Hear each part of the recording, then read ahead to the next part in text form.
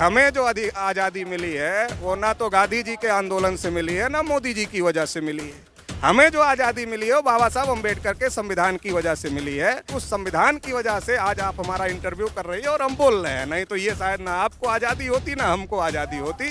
तो ये आज़ादी बाबा साहब अम्बेडकर के संविधान की वजह से जो आज़ादी है वो है। आप बताइए, जो अछूत बना उसका भी वही धर्म और जो छुआछूत कर रहा है उसका भी वही धर्म। हमारा शेड्यूल कास्ट का आदमी राष्ट्रपति हो जाए मंदिर में नहीं जा सकता। हमारा आदमी मुख्यमंत्री हो जाए लेकिन जब वो हटेगा तो उसका कमरा शुद्ध किया जाएगा गोमूत्र से, गंगा जल से। तो काहे का हिंदू, काहे का हिंदू।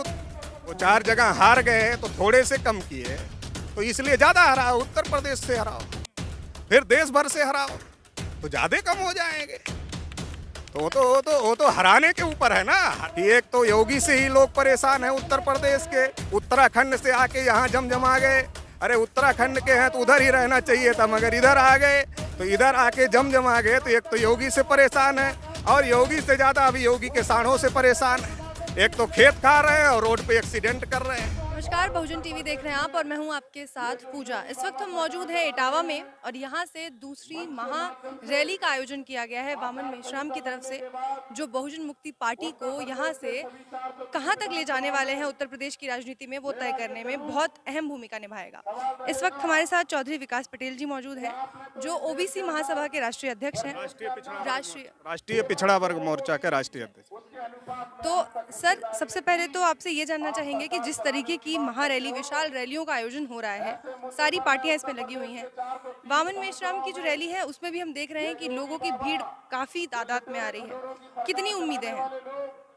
वामन मेश्राम जी ने घोषित किया है कि हम बीजेपी को हराने के लिए अभी गठबंधन बना रहे हैं। 27-28 पार्टियां उनके साथ में है और उसके बाद वो महागठबंधन बनाएंगे। क्योंकि देश में जो तमाम स्थितियां हैं, जैसे हम तो पिछड़े वर्ग का संगठन चलाते हैं।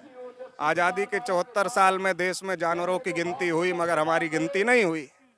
संख्या के अनुपात में हमको भी हिस्सा मिलना चाहिए था सभी क्षेत्रों में, वो आज तक मिला नहीं। मगर बहुजन मुक्ति पार्टी ने अपने एजेंडे में स्टैम्प पेपर पर लिख करके ये दिया हुआ है कि जो राष्ट्रीय पिछड़ा वर्ग मोर्चा जिन मुद्दों को, पिछड़े वर्ग के मुद्दों को उठा रहा है उसको हम लागू करेंगे। तो इसलिए हम इस रैली का समर्थन कर रहे हैं और बहुजन मुक्ति पार्टी का समर्थन कर रहे हैं। आप कह रहे हैं आज़ादी के 75 वर्ष के बाद, लेकिन कुछ लोगों का कहना है कि आज़ादी ही 2014 के बाद मिली है। बाबा साहब अम्बेडकर ने सबको बोलने का अधिकार दिया है। उनको ऐसा लग सकता है मगर मेरा ऐसा मानना है कि हमें जो आज़ादी मिली है वो ना तो गांधी जी के आंदोलन से मिली है ना मोदी जी की वजह से मिली है। हमें जो आज़ादी मिली है वो बाबा साहब अम्बेडकर के संविधान की वजह से मिली है। और वो संविधान फूले साहू अम्बेडकर ने जो 108 साल का मूवमेंट चलाया उसकी वजह से बाबा साहब अम्बेडकर वो संविधान बना पाए। और उस संविधान की वजह से आज आप हमारा इंटरव्यू कर रही है और हम बोल रहे हैं, नहीं तो ये शायद ना आपको आज़ादी होती ना हमको आज़ादी होती। तो ये आज़ादी बाबा साहब अम्बेडकर के संविधान की वजह से जो आज़ादी है वो है। मान लो कंगना रनौत ने कह दिया कि आज़ादी मोदी, अब सब उस पर टूट पड़े, हमारे इशू का क्या होगा? हमारा जो इशू है वो हमारा असल इशू है। और दूसरा जो अंग्रेज चले जाएंगे तो देश पर ब्राह्मणों का कब्जा हो जाएगा। ये बात ज्योतिबा फूले मानते थे, ये बात छत्रपति साहू महाराज मानते थे, ये बात बाबा साहब अम्बेडकर मानते थे। तो अंग्रेज चले गए 15 अगस्त 1947 को, तो 46 में ही नेहरू देश के प्रधानमंत्री बन गए। प्रधानमंत्री तो सरदार वल्लभ भाई पटेल को बनना था मगर सरदार को तो प्रधानमंत्री नहीं बनाया, नेहरू जी को प्रधानमंत्री बनाया। और नेहरू जी ने सबसे पहले कब्जा करवा दिया सारे जगह, लोकतंत्र, विधायिका, कार्यपालिका, न्यायपालिका, मीडिया के कानून भी नेहरू जी ने बनवाए। और इसकी वजह से आज मेन स्ट्रीम मीडिया में अगर आप बहुजनों को देखेंगी तो मेन स्ट्रीम मीडिया में तो बहुजन दिखाई नहीं देते, क्योंकि मीडिया का कानून ही इस तरीके से बनाया गया है।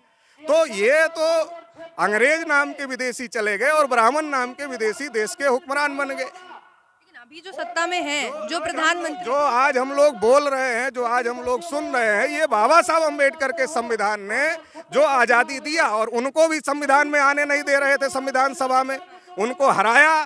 और बाबा साहब जब बंगाल से जीत के आए तो वो हिस्सा ही पाकिस्तान को दे दिया। फिर बाबा साहब लड़ाई झगड़ा कर करके, उनकी संगठन की ताकत थी, उनकी दिमाग मजबूत था, उनके पास इतना ज्ञान था, बुद्धि थी, उनके पास इतना शक्ति थी कि उन्होंने अपनी बुद्धि और शक्ति का उपयोग करके वो संविधान सभा में आए और उन्होंने हम लोगों को अधिकार दिया, आज़ादी दिया। ना तो गांधी जी ने आज़ादी दिया ना मोदी जी ने आज़ादी, बल्कि मोदी जी तो पिछड़े का डंका पीट पीट कर आए सरकार में। पिछड़े का डंका पीटा कि हम पिछड़े, इसलिए हमारा अपमान होता था। बोला था कि नहीं बोला था? तो प्रधानमंत्री बनने के बाद पिछड़ों की याद नहीं है? कैबिनेट में जगह तो दी। 314 पिछड़े वर्ग के बच्चों को जो यूपीएससी की परीक्षा पास किए थे उनकी नियुक्ति को रोक दिया। पिछड़े वर्ग के बच्चों की स्कॉलरशिप बंद कर दिया। पिछड़े वर्ग को बजट में एक नया नहीं दिया और सुप्रीम कोर्ट में एफिडेविट दिया कि ओबीसी की गिनती नहीं कर सकते। आपने कहा मंत्रिमंडल में जगह दिया। ये मंत्रिमंडल में जगह तो इसलिए दिया कि यूपी में 2022 में चुनाव है। 2022 के चुनाव में अगर बीजेपी और मोदी ये कहे कि एक भी ओबीसी के लिए काम किया, एक काम बता दे, तो एक काम बता नहीं सकती। तो चेहरा दिखाने के अलावा रास्ता क्या है? 2017 में केशव प्रसाद मौर्य का चेहरा दिखाया तो उनके साथ क्या हुआ? कुर्सी तो मिली नहीं, स्टूल से ही काम चला रहे। उप बना के चुप कर दिया, उप बनाकर चुप कर दिया और योगी आदित्यनाथ जी मुख्यमंत्री हो गए। और योगी आदित्यनाथ जी ने पूरे उत्तर प्रदेश में इतने सांड छोड़ दिए हैं कि एक तो योगी से ही लोग परेशान हैं उत्तर प्रदेश के। उत्तराखंड से आके यहाँ जमजमा गए। अरे उत्तराखंड के हैं तो उधर ही रहना चाहिए था, मगर इधर आ गए तो इधर आके जमजमा गए। तो एक तो योगी से परेशान है और योगी से ज्यादा अभी योगी के सांडों से परेशान है। एक तो खेत खा रहे हैं और रोड पे एक्सीडेंट कर रहे हैं, दोनों तरफ से कर रहे हैं।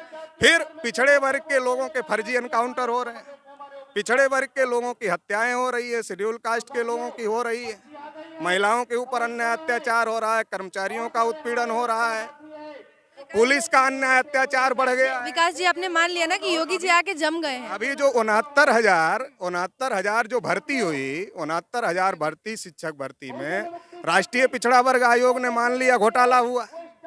सरकार ने बनाया राष्ट्रीय पिछड़ा वर्ग आयोग, मोदी सरकार ने।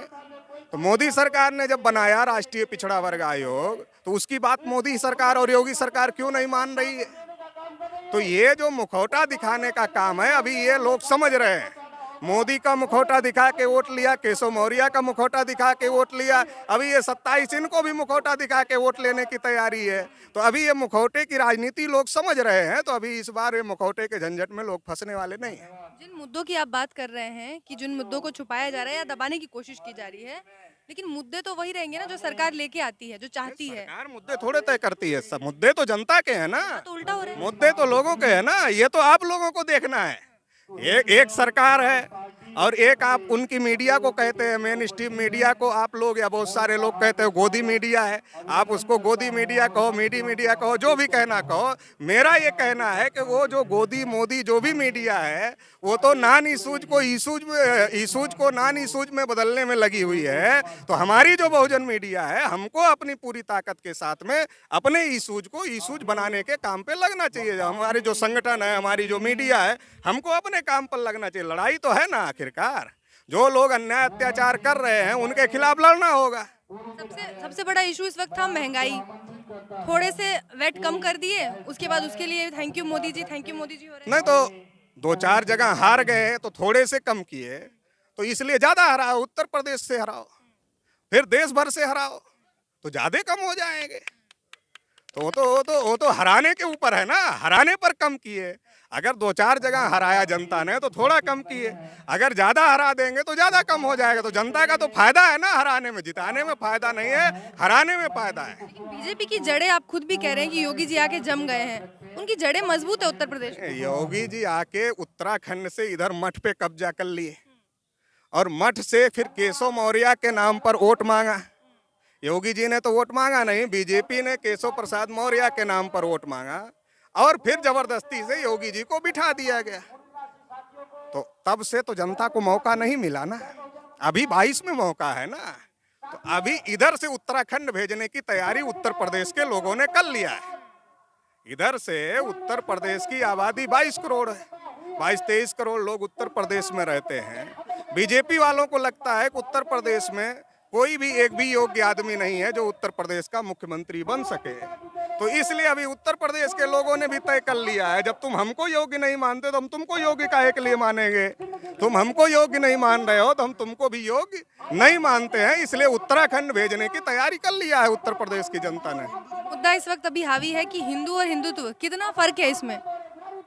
नहीं, मेरा ये कहना है ना हिंदू है ना हिंदुत्व है, वो ब्राह्मणवाद है।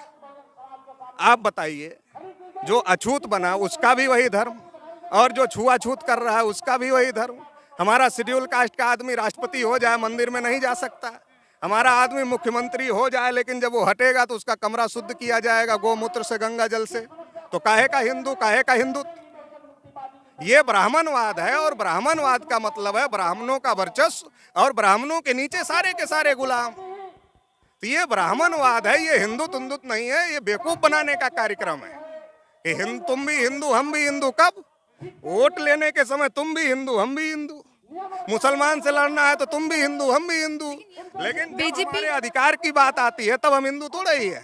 तब वो ब्राह्मण है, हम बैकवर्ड क्लास है, कोई शेड्यूल क्लास है, कोई शेड्यूल ट्राइब है, तब हम हिंदू नहीं है। तो ये हिंदू हिंदू कुछ नहीं है, ये ब्राह्मणों का लोकतंत्र में समर्थन लेने का तरीका है, बाकी इसके अलावा कुछ नहीं। तो ये हिंदुओं की सुरक्षा के लिए जो बीजेपी अभी काम कर रही है कि जब से बीजेपी आई है हिंदू सुरक्षित है, तो उनकी निगाह में हो सकता है पिछड़े वर्ग के लोग हिंदू नहीं होंगे, ये बात सही है, हम भी नहीं मानते हम हिंदू। बीजेपी अगर ऐसा कह रही तो इसका मतलब पिछड़ा वर्ग हिंदू नहीं, क्योंकि पिछड़े वर्ग के ऊपर अन्याय अत्याचार हो रहा है। शेड्यूल कास्ट हिंदू नहीं, क्योंकि शेड्यूल कास्ट के ऊपर अन्याय अत्याचार हो रहा है। आदिवासी हिंदू नहीं, क्योंकि आदिवासियों के ऊपर अन्याय अत्याचार हो रहा है। उनकी दृष्टि से वो ब्राह्मण लोग ही हिंदू होंगे और योगी जी हिंदू होंगे, इसलिए वो अपनी सुरक्षा कर रहे हैं, बाकी हमारे लोगों की तो कोई सुरक्षा कर नहीं रहे। बहुत शुक्रिया।